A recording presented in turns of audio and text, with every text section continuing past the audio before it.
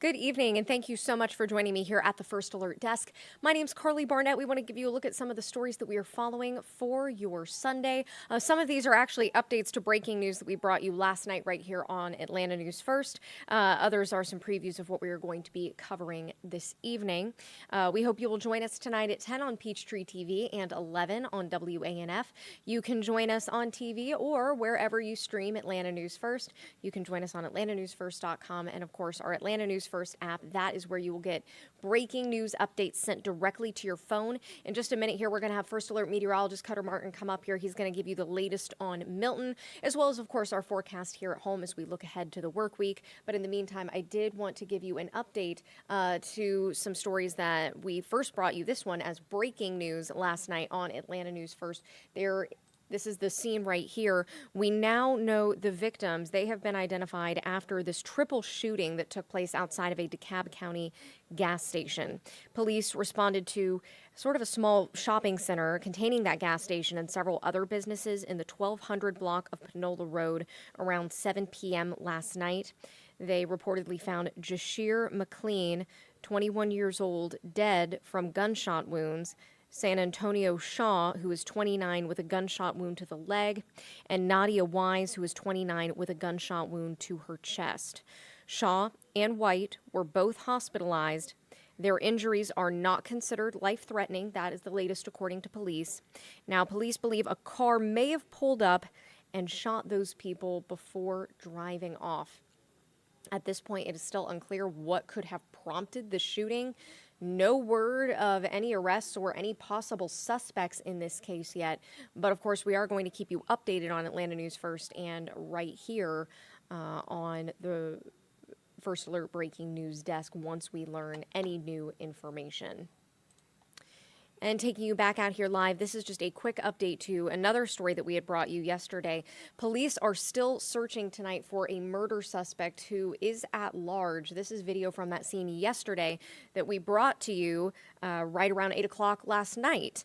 And we're told that a person was shot and killed by his roommate at this townhouse complex, according to Atlanta police. Police saying that suspect, who at this time still has not been publicly identified, is still on the run at this hour. Our assignment desk actually just checking in with Atlanta police just a few minutes ago, and that still remains the case. They said the shooting happened after the suspect and the victim had some sort of argument over money. Officers were called out to 1240 Oakland Drive Southwest in the Oakland Park townhomes yesterday afternoon around noon after that person was reported shot. Responding officers say they found a 28-year-old man who had been shot several times. The victim was pronounced dead at the scene by medical personnel. They still have not been identified, nor has the suspect that they are looking for at this hour.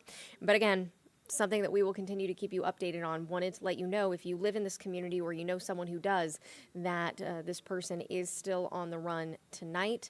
But we are told that police say they do have a warrant out for this person's arrest, meaning that they have identified who that is, but they have not made that information public yet. And of course, it has been 1 week since that chemical plume occurred in Rockdale County. This has been something that we've been dealing with the last week. People that live and work in the area having to deal with those shelter-in-place orders that remained in effect through the weekend. Now, a little bit later on tonight, our reporter Blake Devine, he's going to have further updates for you as Rockdale County schools will be virtual this week. Keep in mind that they were on fall break last week, but students, they say, as a precaution, will be returning to remote learning this week. But our reporter Asia Wilson, she has a bit of a roundup, if you will, after this week-long ordeal that the city of Conyers and Rockdale County as a whole and the communities beyond, as that plume has shifted with the wind, has continued to deal with.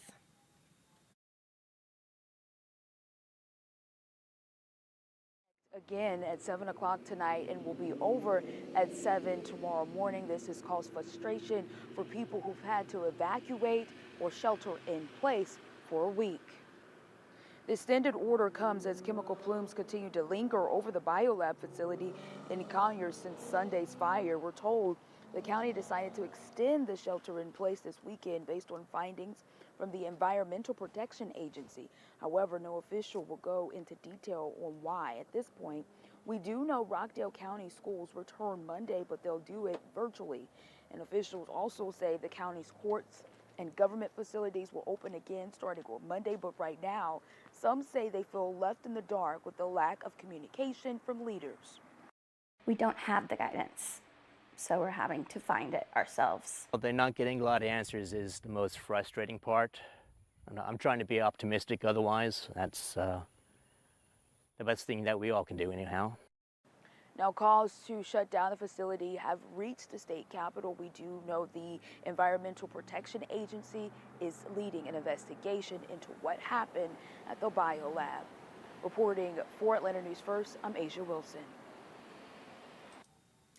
Now, I see Richard on here. Thank you so much for joining us, Richard, asking what the cause of this was. So what we know at this point is it was this day last week, around 5 o'clock in the morning, that there was a small fire that occurred, they don't know why, on the roof of the Biolab facility in Conyers.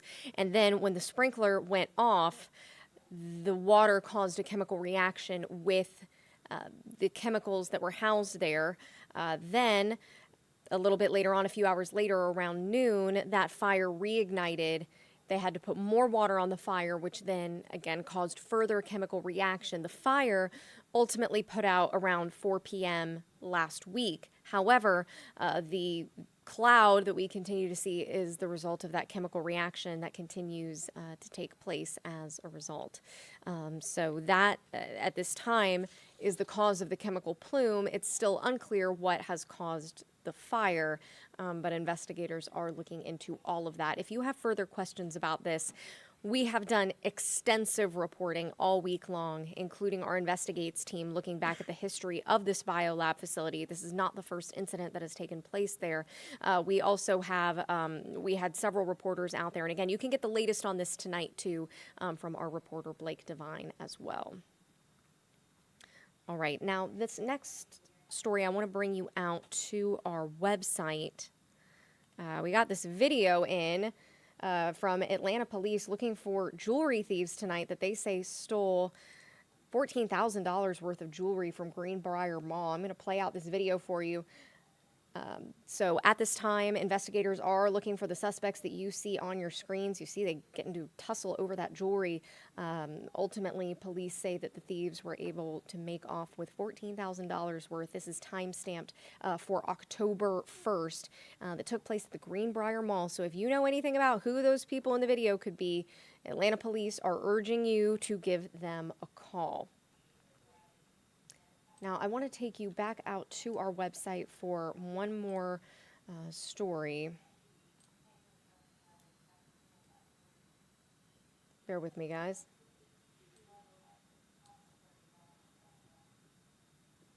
But in the meantime, I will see if anyone else has any more questions here on YouTube. We appreciate you joining us here at the First Alert Desk. And of course, again, you can join us tonight at 10 and 11, where we will have all of the latest updates and your full forecast. All right, we are going to take you back out here. I just wanted to get her image up for you, but Alpharetta police are looking for a missing girl tonight. This is a 13-year-old girl. And if you know any information, you are asked to call police right away. They say that Jania Friselia was last seen at her home on Wander Lane around 8 p.m. last night. That is according to the Alpharetta Department of Public Safety. She's described as 5'4", 190 pounds, short curly brown hair and brown eyes. She may be carrying a small pink backpack. If you know anything about where she could be, you are urged to call investigators. You are urged to call 911. All right, I am going to go ahead and pull up our sky camera here so that we can bring in our First Alert meteorologist, Cutter Martin. Well, there's not admittedly too much to see on this sky camera, but I can tell you that you are looking over Lake Lanier. Yeah, a little dark. It's a little dark out natural. there. It's, you know, we were wrapping up our weekend. It was really a beautiful weekend. Was. So maybe some of you guys were spending time out on the lake, but Cutter, I'm hearing a bit of a cool down in sweater store. weather. I Pumpkin love the spice. sweater weather. This could be the last, truly warm lake weekend, no matter what lake you were on, if you were on one. that we will enjoy for some time. Now, I'm not saying that we're not going to have warm afternoons. I'm not saying that we're completely done with the 80s. But as far as these mid to upper 80s, some folks pushing 90, we could have had our last at least weekend of that sort of warm condition. So do keep that in mind. And we're not completely done with it yet. I know tomorrow's Monday. So many are working. But if you do have an opportunity to get outside, tomorrow, Monday, would be a Monday to do so. Not saying to play hooky, but if you are off and you like the water activities, you like the warm weather, you like the summertime fare, do get outside and enjoy it, because tomorrow is going to be the last really warm day for at least 7 to 10 days, and I would say longer than that. Again, we possibly could have seen or felt the warmest temperatures until maybe next spring. Temperatures in the upper 70s right now. Going to go ahead and take you over to the map here. 78 at Hartsfield-Jackson Atlanta International Airport. So it is still warm across the metro. Somewhere in the 60s, though. Notice Ellijay, 65. Helen is in the upper 60s at 69. 70 in Carrollton, 70 in Covington. So it is feeling pretty nice out there. Not quite as warm as it was earlier, but still warm for the time of day and the time of year. I want to remind you that we are streaming on a couple different platforms right now. Atlanta News First, the YouTube account. Scott, Gabriel, thanks for tuning in and for watching. And folks are, also talking about the big story here, and that is going to be Hurricane Milton, well to our south. In fact, the same front that's going to bring us this much cooler condition will also protect North Georgia, Metro Atlanta, from Milton. Forecast to be a major hurricane Cat 4, possibly. Right now, peak sustained winds around 145, could get even stronger than that. We'll touch on that in just a moment. First, though, I want to talk about the weather that we have coming up ahead of that system. And it is nice outside, though, going to be a little bit warm on our Monday. Even out the door tomorrow morning, I think you're going to notice that it feels pretty warm outside given the time of year. A warm Monday is in the first alert forecast. Beginning tomorrow morning, average low is 59 in Atlanta. Tomorrow morning, about 8 degrees warmer than that. 57 in Ellijay, a little cooler than it was this morning. 61 in Helen. Most of us are in the lower 60s tomorrow morning. Why are we cooler outside of I-285? And that's because we have a little bit less pavement, more green space. So we got so warm this afternoon, you're just able to cool off a little bit more readily. You don't have all that pavement holding onto the heat and kind of, dispersing it through the environment of the city. And that's why it's going to be just a little bit cooler, as it typically is in the setup outside of the immediate metro tomorrow morning. Tomorrow also featuring good morning commute conditions. Not too worried about any sort of issues with getting out the door. Could be a little bit of a patchy fog. I'm looking for the morning commute forecast. We'll go ahead and just show you the hour by hour through that commute time. 6 a.m. to 9 a.m. Temperatures upper 60s in Atlanta, 70 by 9 a.m., lower 80s by noon, mid to, I think some in the upper 80s tomorrow afternoon, 3 p.m. Some of the warmest temperatures around 86 to 87 degrees in Atlanta. Some on the south side could be even a little bit warmer than that. Going for a high temperature tomorrow around 86 in Atlanta. Notice it's cooler in Ellijay in the upper 70s. Notice Helen is at 80. Notice that Eatonton is 88. Average high for Atlanta is 78 degrees. Some of that cooler air already starting to filter in into the North Georgia mountains, extreme northwest Georgia, Chattooga County, Floyd County. Sometimes Rome is warmer than Atlanta, but with some of that cooler, drier air working in Rome, maybe a couple of degrees shy of where Atlanta tops out tomorrow afternoon. And that kind of gets me to the first alert 7-day forecast, and also gets me to what we have going on with Milton. Again, not forecasting any direct impacts across North Georgia, nor, of course, Metro Atlanta. But we do have more clouds in the forecast Tuesday and Wednesday. That's going to be, the front by that point will be well to our south, so cooler air moving in, only 77 Wednesday afternoon. But clouds are going to be thrown up and over the state of Georgia as Milton passes to our south. So here is that front. Here's the setup. Again, Milton is now a hurricane. In case you missed that update earlier today, First Alert meteorologist Courtney Jacobazi sent out that alert in the First Alert weather app late this morning. And then we updated that weather app video, gave you a fresh forecast update in the weather app here a little bit earlier this evening. And we'll have another one in the app here in just a little bit, but no real change in the forecast, just to kind of increase the peak intensity of the National Hurricane Center, and they may continue to do that as updates become available, as they get more confident in just how quickly the system is going to strengthen over the next 12, 24, 36 or so hours. But here's the setup. Again, the front stalls to our south kind of acts as a highway for Milton to travel along, kind of scooting it on quickly into Florida and then out to sea, out into the southwestern Atlantic and away, kind of parallel or so to the United States coastline, but more out to the Atlantic than up the East Coast. So with that in mind, here is the latest forecast from Milton, or with Milton. Actually, here, we're going to go and bring you to another graphic. Just bear with me here. Here is the latest forecast from the National Hurricane Center. Forecast to have sustained winds of 140 miles an hour by midnight Tuesday morning. So in about 24 hours, we're already Cat 4 status. Peak intensity actually occurs between Tuesday midnight, so early Tuesday morning, and 2 a.m. Wednesday morning. So early Tuesday afternoon, forecast to reach peak intensity, Cat 4 sustained winds of 145 miles an hour. However, the National Hurricane Center mentioning that some data indicates an even stronger system than that. And it is still possible they're going to have to bump up that peak intensity just a little bit.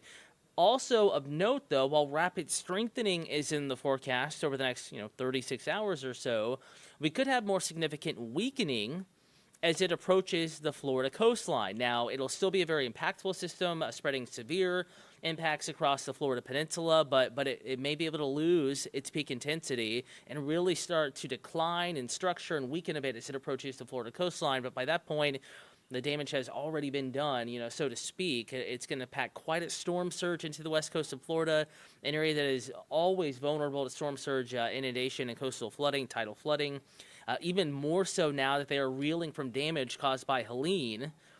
And there will still, whether it's a Category 2, still Category 3 as it makes landfall, there will still be widespread damaging to destructive winds into even central portions of the state of Florida.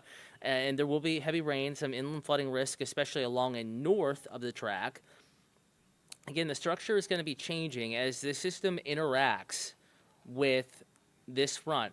I think that as this storm goes, compared to other storms, its northern or top half is going to be much more, laced with rain and soaking rains and feeder bands and persistent heavy rain. South of the center of circulation, south of that eye, whatever's left of it, might have actually quite a bit less rain associated with it. So something we're going to be watching out for. As far as rainfall totals here, of course, it's already raining in Florida, and they will continue to see rounds of widespread rain between now and landfall Wednesday. Notice how sharp the cutoff is, though. You get into the state of Georgia. Atlanta forecast to remain dry. Now, extreme South Georgia, extreme coastal Georgia, and southeast Georgia from Brunswick up I-95 to Savannah. It is possible that we could see the kind of northern shield of rain. Remember, I mentioned the northern half is going to have the most rain at landfall. We could see some of that sneak into the state. Could also be some high tides, Tybee Island, on down to Brunswick, maybe even the low country of South Carolina, and some gustier coastal winds. A possibility, but not necessarily certain at this time, just something we'll be watching out for. And, of course, these areas were also significantly impacted by Helene not too long ago, just more than a week ago. So back to that first alert 7-day forecast. Temperatures trending cooler. We only deal with clouds Wednesday into early Thursday, and then we lose the clouds, keep the sun. And even cooler weather arrives in the first alert forecast. Heading into the next weekend, talk about a Friday to get outside. 75 Friday afternoon, 54 by Saturday morning. So Friday evening plans, 60s, and for the really late evening plans, temperatures even at Atlanta could be verging on the upper 50s. So a cool evening next Friday, maybe even cool enough for the light jacket. We're going to keep very pleasant conditions into the weekend. Of course, Atlanta News First is going to be showing that Pride Parade on Sunday.